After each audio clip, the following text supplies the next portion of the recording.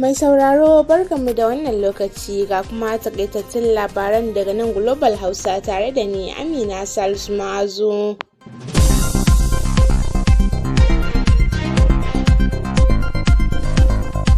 Ma'aikatar yada labarai ta jihar Kano tare da haɗin gwiwar Neza sun shirya taron horaswa na biyu ga waɗanda suke yada manufofi da ayyukan gwamnan Kano Alhaji Abba Kabir Yusuf a shafukan sada zumunta, dabarun yadda za su yi amfani da shafukan ta hanyar bin dokoki da kuma tantance labaran ƙarya don tsabtace harkar.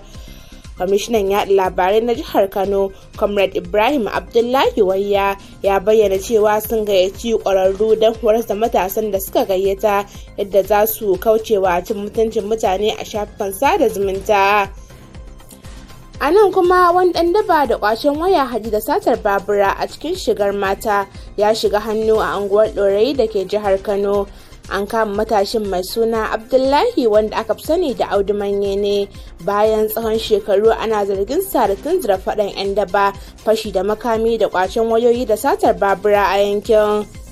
Audu Manye ya shafe shekaru yana tserewa jami'an tsaro ta hanyar yin shigar mata da hijabi da siket da niƙabi, inda yake shiga cikin mata ba tare da an gane shi ba a yayin da yake aikata laifukansa.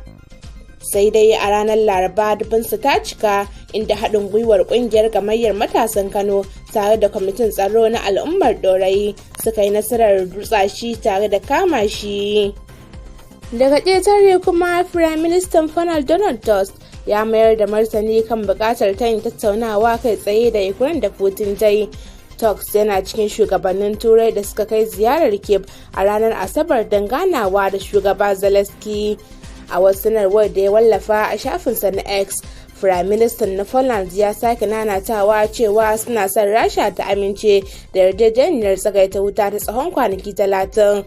Rasha ta nemi zama don tattaunawa ranar Alhamis 15 ga watan Mayu, sai dai duniya tana jiran ganin mataki kan yarjejeniyar tsagaita wutar ta nan take.